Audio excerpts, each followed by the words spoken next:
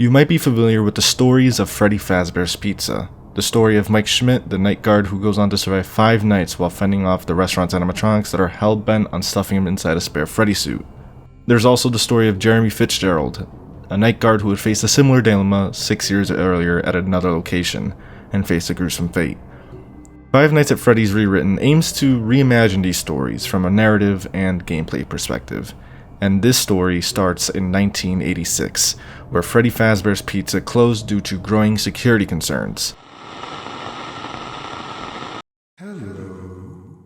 Do you see the yellow bunny?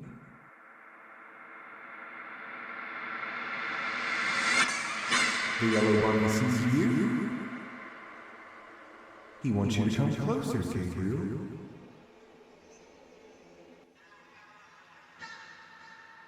Follow the yellow bunny.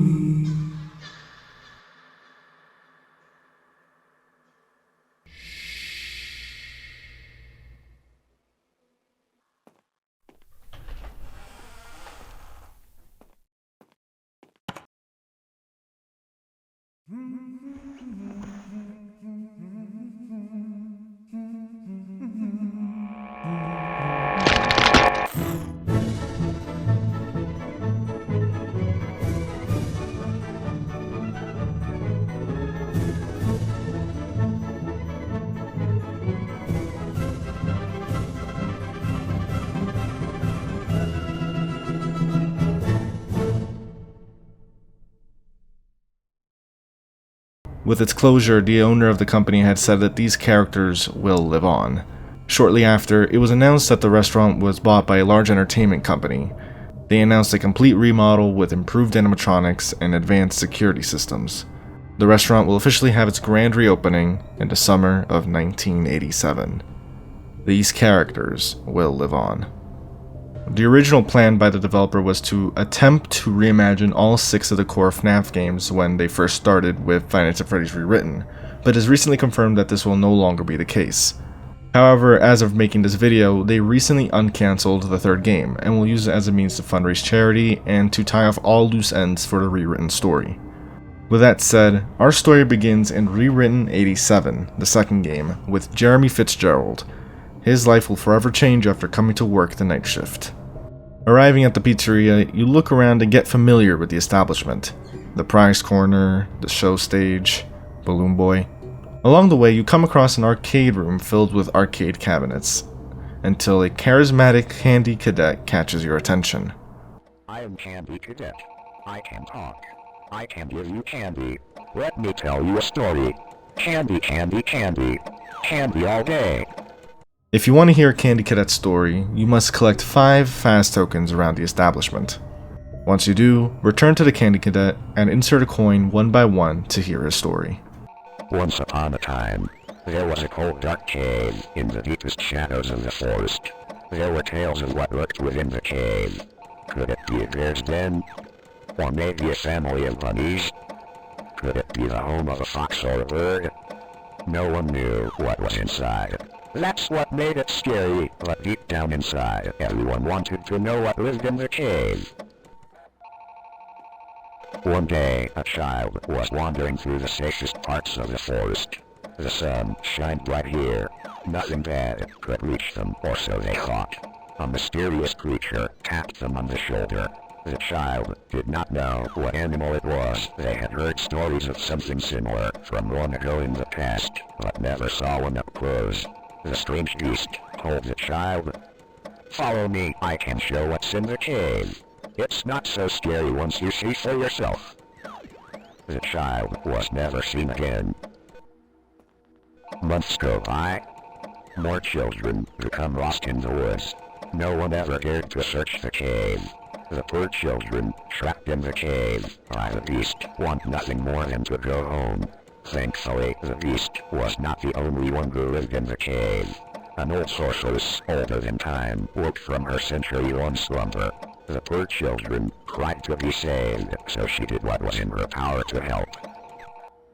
The wretched beast was banished from the cave, and a powerful spell was cast to seal the entry to the cave so he could never ever return. The children cheered.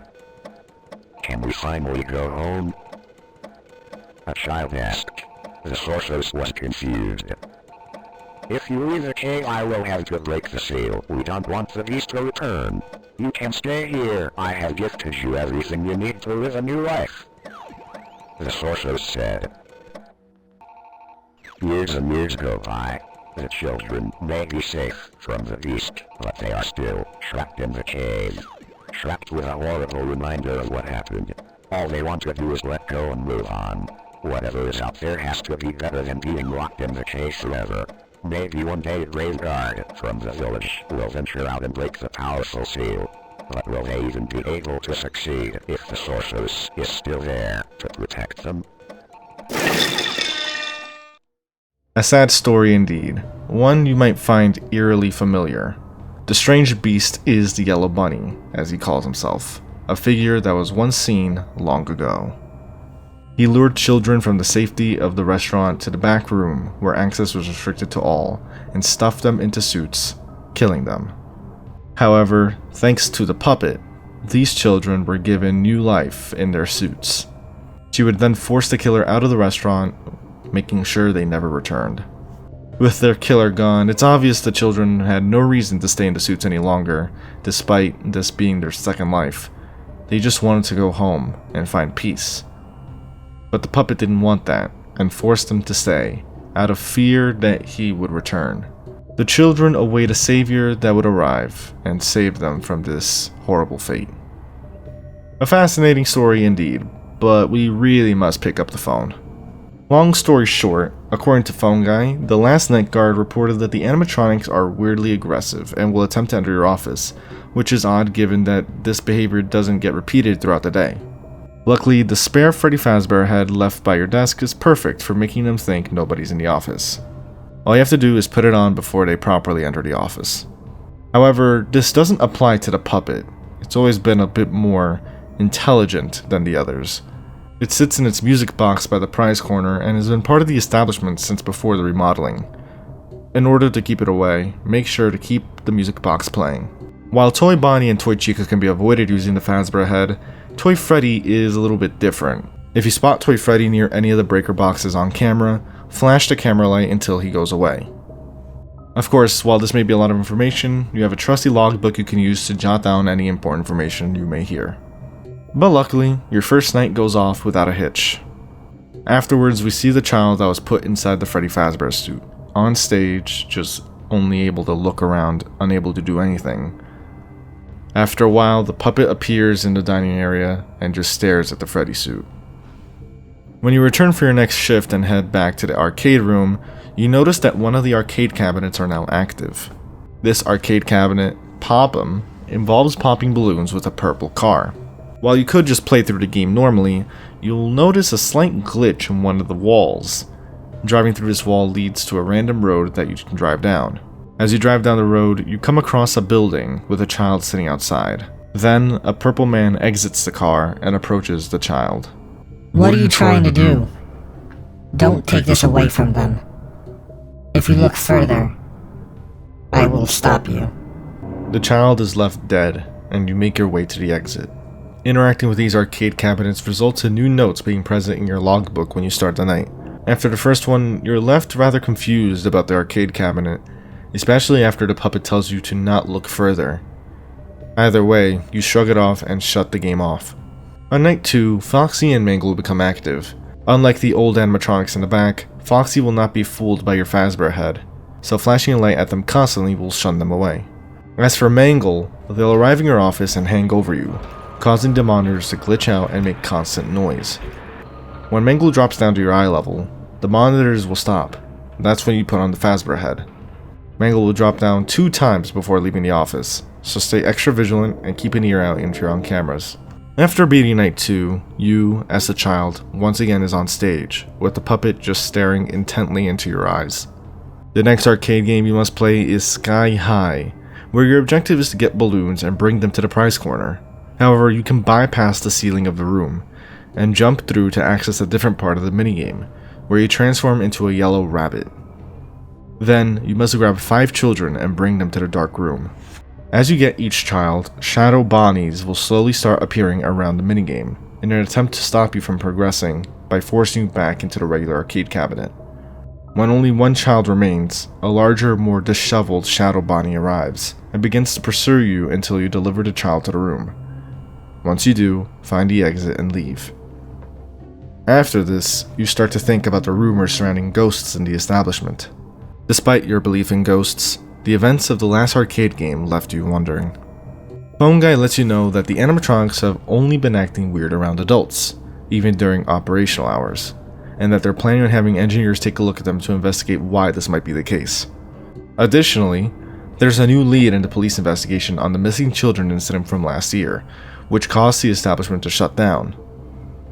On this night, the withered animatronics will start moving, and all you need to do is to wear the Fazbear head whenever they enter, similar to the toy animatronics. Now we see the child in the Freddy suit lying down in the parts and service room until the puppet creeps in from the darkness and stares at you once again. The next arcade game is Hide and Seek, where you must find children in the ball pit. Now this one works a little differently, since there's no glitch segments that lead to a new part of the game. Instead, progressing the arcade game will lead to a new round, where a glitching child appears. Grabbing this child causes shadow rabbits to appear as obstacles. You must keep progressing through the arcade game, round after round, until you find all 5 children. Finding all the children leads to the message, "You can't," with the heads of 5 animatronic heads on the ground in both pixelated and regular form, one of which being a golden version of Freddy, which you have not seen yet. You've started noticing that the kids from the minigames are the same, and the message "Find the children" was replaced with "You can't" after finding 5 children. You start to believe that these children might be the ghosts of the missing children from last year. Phone Guy lets you know that the establishment is closing this weekend in order to cooperate with authorities. The lead mentioned last night ended up being a photo taken by one of the restaurant's customers, where one of the missing children was last seen talking with an animatronic performer. The problem is that the suit the animatronic performer was using in the photo was supposed to be off limits. A suit from one of the older locations, one that was too dangerous to wear, and was supposed to be locked in the storage room. Unfortunately, the lock to the storage room was not secure, with the code being 1987. Now tonight, Balloon Boy is active, and will make their way to either the left or right vent and lurk within it in an attempt to enter your office undetected and disable your flashlight. They will not make any noises once inside the vents, so you must keep an eye on them to make sure nothing's hiding inside. Once again, the child is back on stage, but they're not alone, as the other suits are now possessed. You can hear their groans in the background.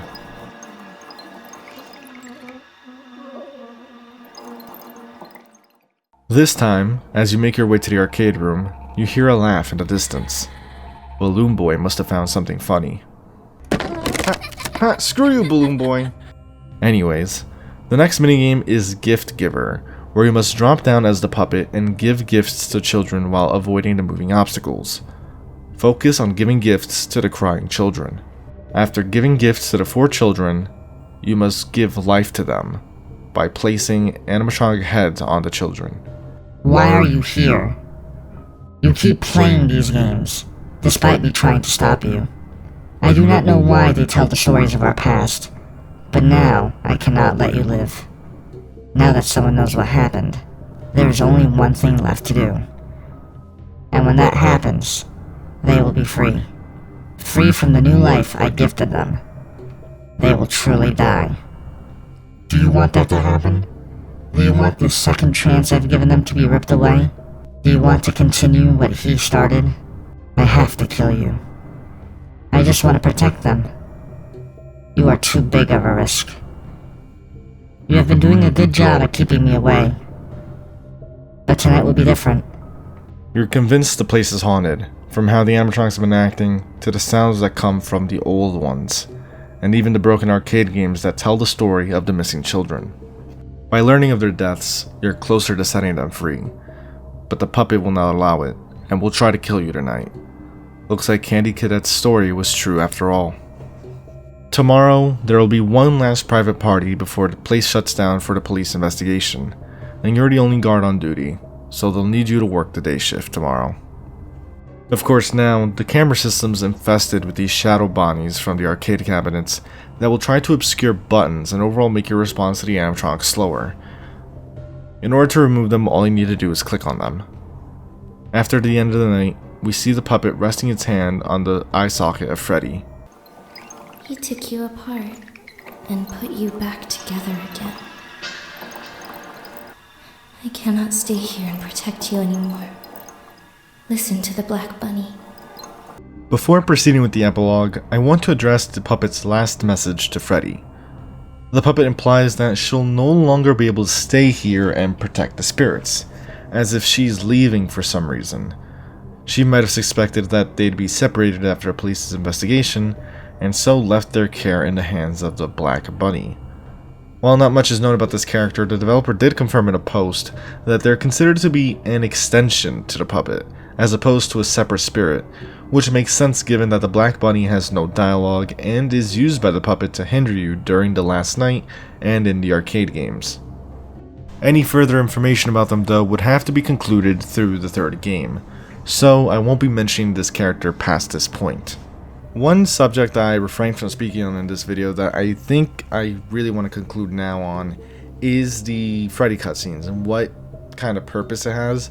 I think in general, the general understanding is that the FNAF 2 Freddy cutscenes, where you always, look around as Freddy, is meant to portray the early events of the animatronics being possessed.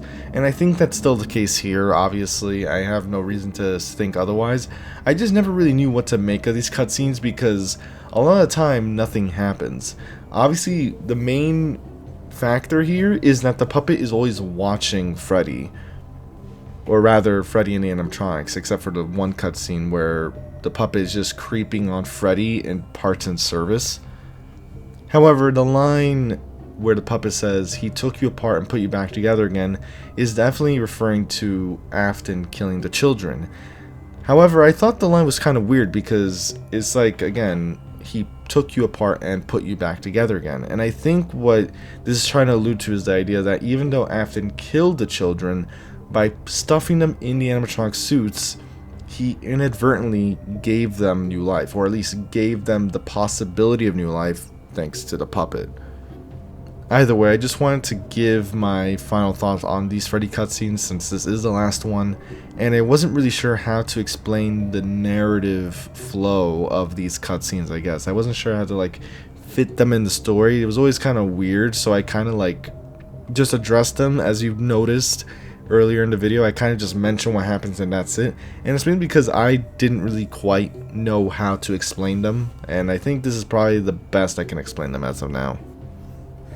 Now, we proceed with the epilogue.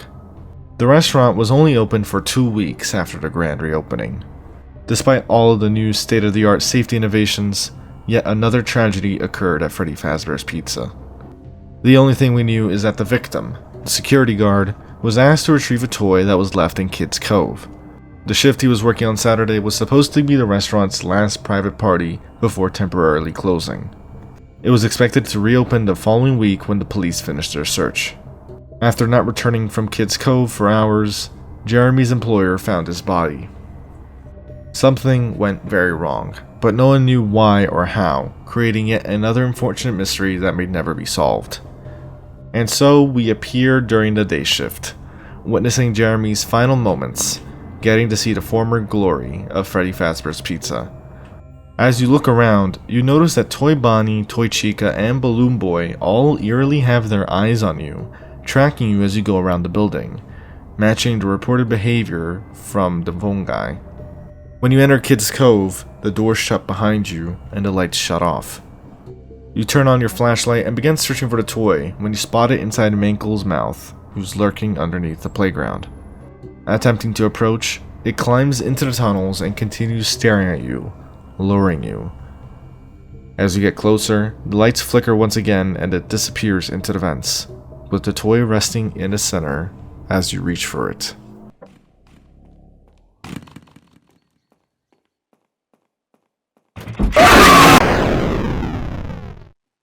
After your death, a sprite appears and gets hooked by none other than Old Man Consequences, a rather unexpected individual in this game. Hello, Jeremy. I apologize for any confusion I may have caused. You were murdered today. That is why you are here. We have rules for those who die in an unfair manner. I do not catch them.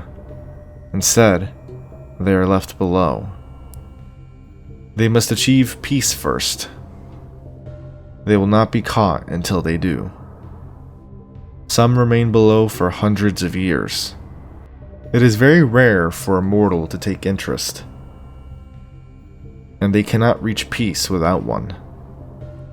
Many would consider your death unfair, but I do make exceptions for those who perish to the supernatural, simply to avoid complications.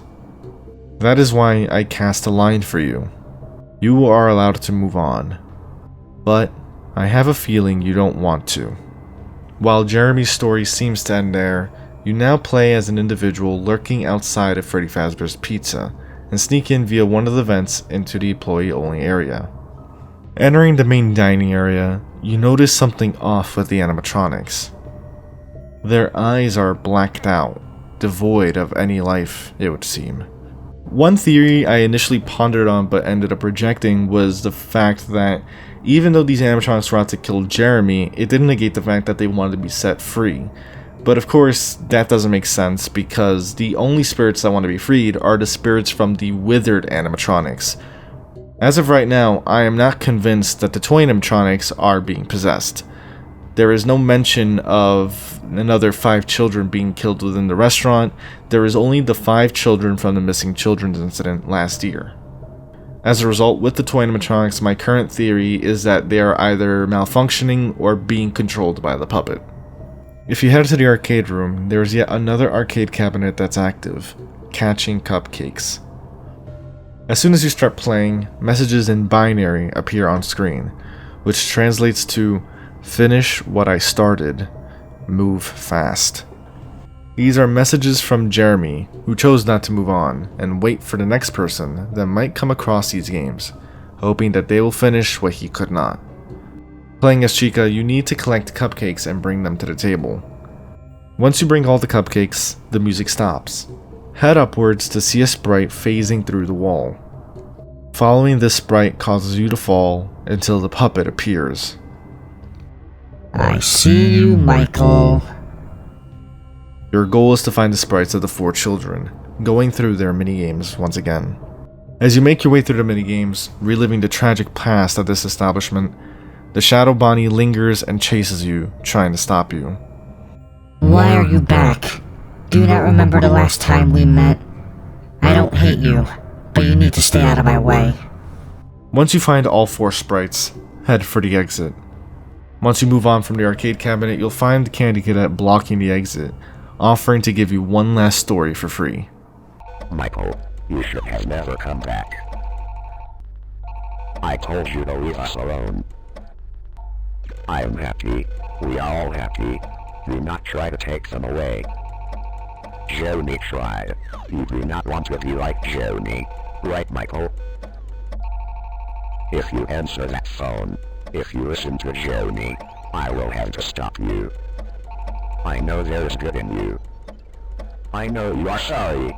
Please leave. Despite the puppet's pleas, you answer the phone.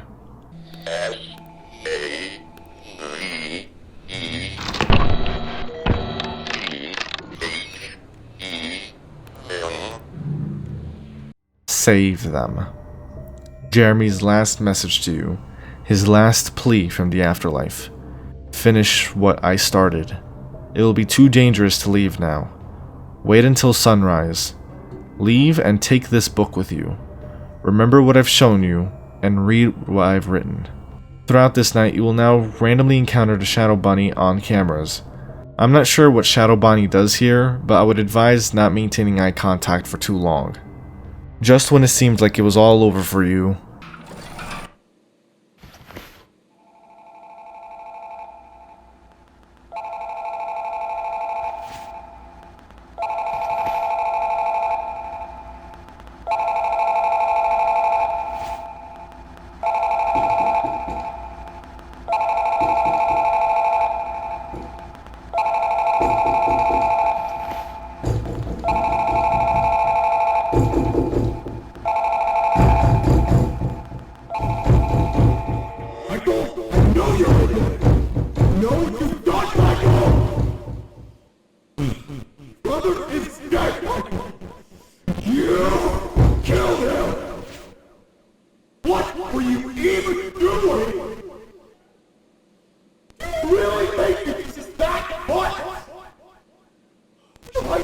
fuck shit is not insulting enough!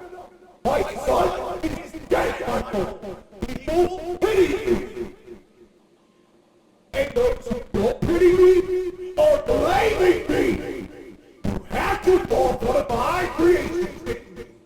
The little face of my restaurant! So many are going to think I failed! They'll think something's broken or wrong with my work! His machine killed this kid! Did he not prioritize safety?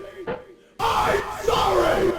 I didn't account for my idiot son shoving his little brother down its mouth!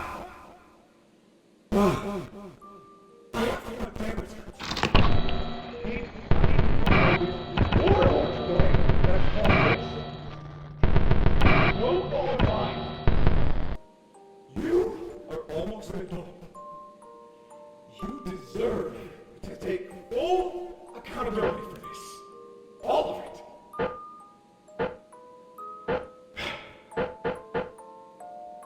You know, I'll never let go of this, Michael. You've ruined my life. I'm going to tear yours apart.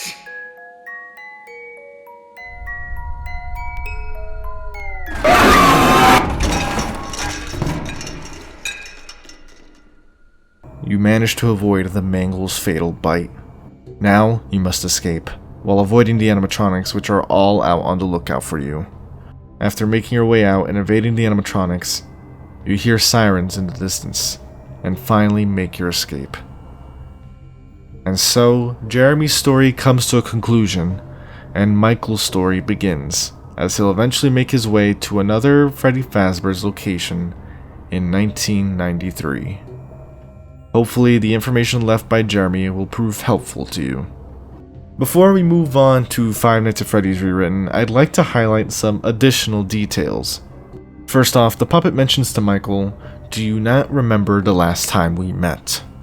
This isn't Michael's first run-in with the puppet, which I found rather interesting. Originally, I thought Michael had attempted to visit the restaurant and investigate the missing children incident, but this isn't exactly what happened. Thanks to Don Torres' video, I learned that alongside the Halloween update for FNAF Rewritten a couple months ago, there were some presents left scattered around the extras menu when you did free roam. When you interact with these presents, a toy puppet sits on it and presents memories from Michael. It was almost a year ago. I had been on my own for a while. My father's restaurant was set to close. It had been a while since we last spoke. I decided to visit and check in on him. I stayed behind after closing to talk to him. As much as I knew he hated me, I felt bad. This place meant a lot to him.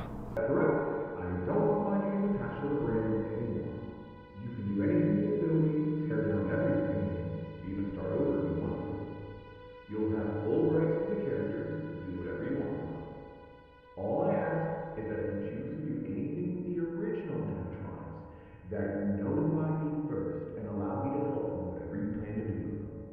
I don't need any financial compensation for doing that. I just wish to be involved with the future of my creations. They're very important to me after all. Mr. Emily? No, he hasn't been involved with the brand for nearly 2 years now. We have some creative differences, and he has no desire to return. I have full ownership over everything attached to Freddy Fazbear's Pizza, and he's had to rebrand everything associated with it in his own establishment. There's nothing to worry about with him. Competition? Yes, his restaurant is also based in Hurricane. Yes, he does have operating animatronic figures, but I truly believe there is nothing to worry about. He lost quite a lot when he left Freddy's. I don't think he'll be able to keep up for much longer.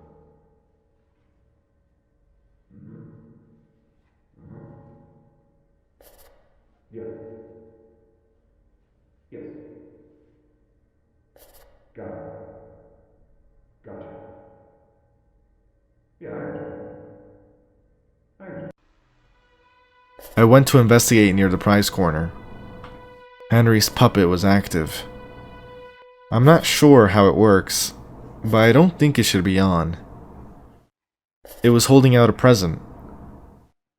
I'm not sure why, but I felt drawn towards it. I walked forward and took the present. There was a note inside the box. Hello, Mike. It has been a long time. It is nice to see you again. I am still here. Garrett is still here. They are all still here. We are happy. Alone. Please, never return. And keep your father away from them.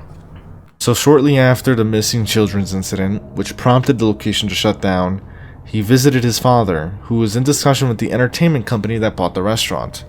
He mentions how Mr. Emily was no longer part of the business for years now due to creative differences. That's when he noticed the puppet lurking in the darkness, and followed it, leading to the images that the puppet showed when referencing their last visit. While I'm not sure how Michael would have managed to keep his father away from the spirits, it's clear that Afton doesn't seem to return at all throughout the events of the second game. As for Michael, he only returned after hearing what happened to Jeremy, despite the puppet's warnings. In the end, Michael wanted to right the wrongs of his father and fulfill Jeremy's last wish, despite the puppet's protest. I also want to address the toy animatronics. At least according to this game's continuity, there is no mention of the additional 5 dead children that were found throughout the restaurant in Five Nights at Freddy's 2.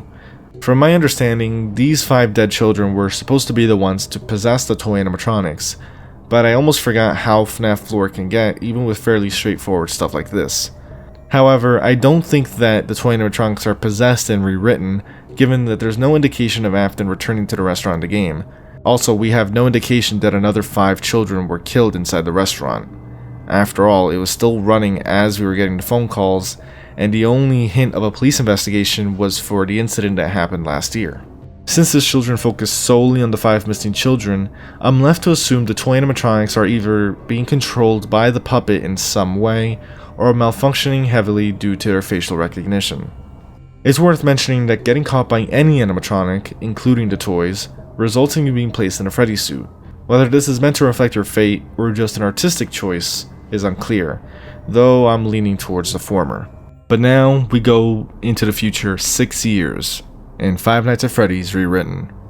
It's 1993, and Freddy Fazbear's Pizza is in need of a night guard, which Michael gladly takes on as Mike Schmidt. You already know this is Michael because he has the same logbook from Rewritten 87, only the name Jeremy has been taped over with Mike.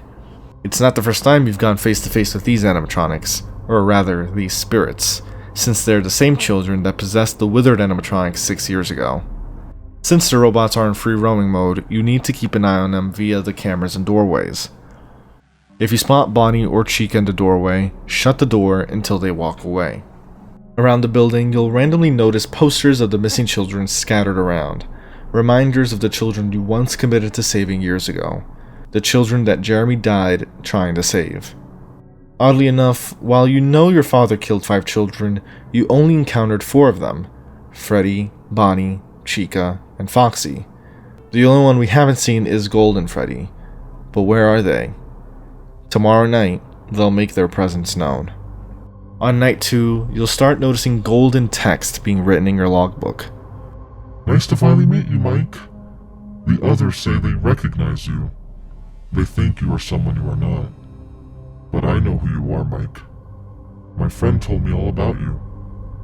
You did something very bad to my friend a long time ago.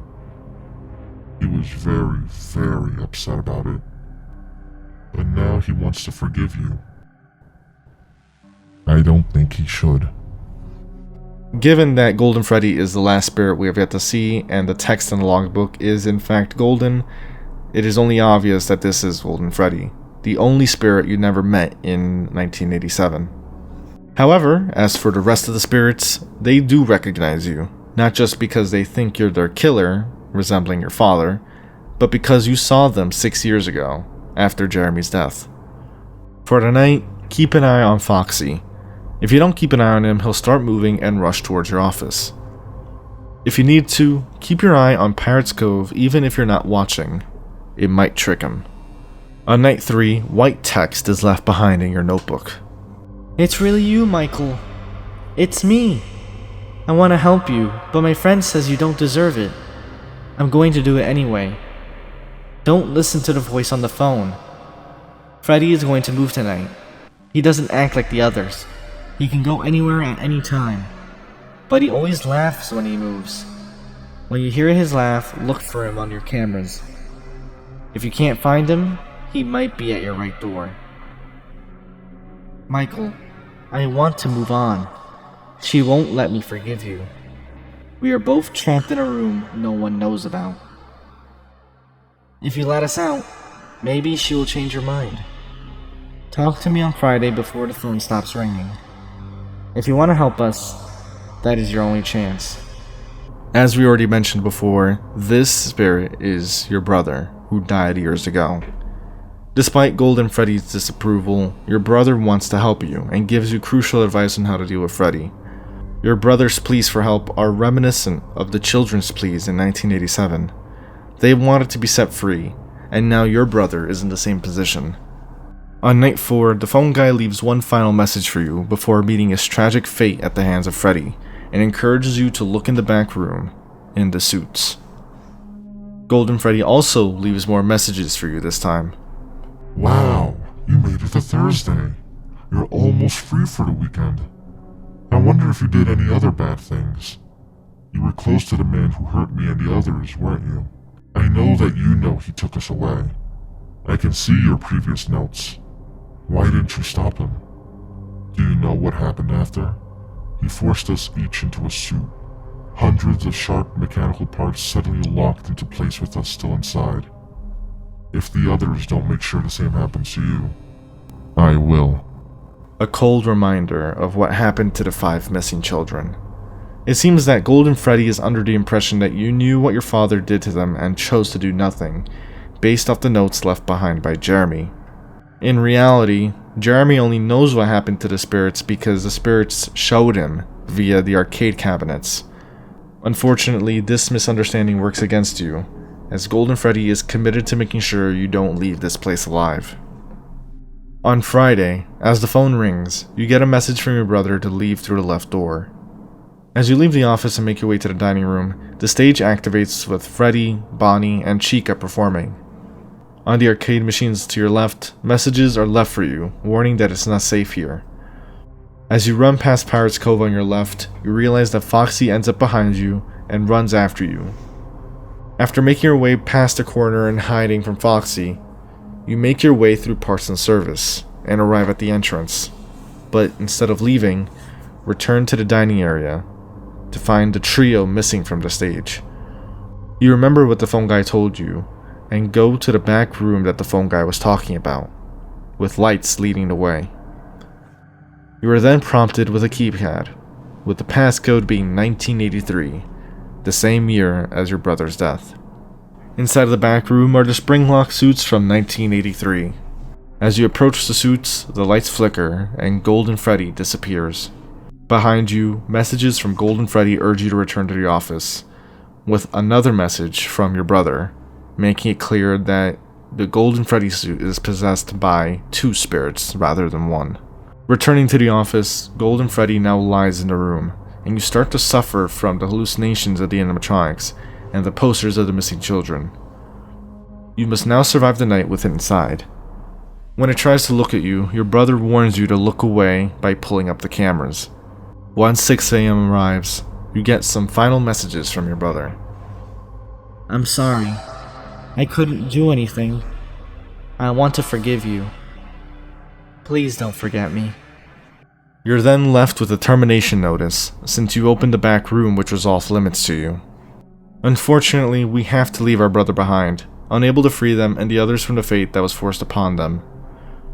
As I look back on this video, I had to do a lot of revisions because I was constantly trying to match up the events of this game to the ones from the FNAF continuity, which goes against what this game is trying to do in a way. Quote, "The game is meant to be a way for players of the original games to revisit FNAF in a way that also brings back the feeling of putting together the story for the first time. I took that last line to heart by trying to ignore whatever preconceptions I knew from FNAF and just trying to form the story based off what Rewritten was trying to communicate to you. That's why I mentioned the idea of whether the toy animatronics were possessed or not, alongside the lack of information regarding another 5 dead children. Going about it this way made it more organized for me if I stopped trying to assume facts from the FNAF canon to be present in any way in Rewritten. So, long story short, we learned about the missing children, the puppets' desire to maintain their second life, despite the spirit's desire to rest. Jeremy learned of this and fatally lost his life as a result, giving Michael new resolve to finish what he could not.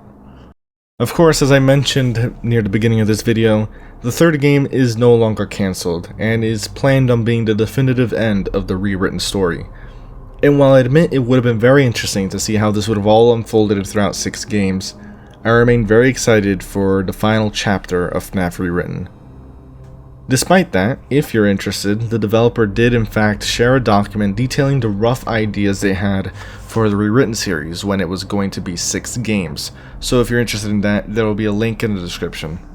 And of course, with all that said, I hope you did enjoy. If you did, leave a like, comment, let me know what you enjoyed from the video, and what you want to see from me.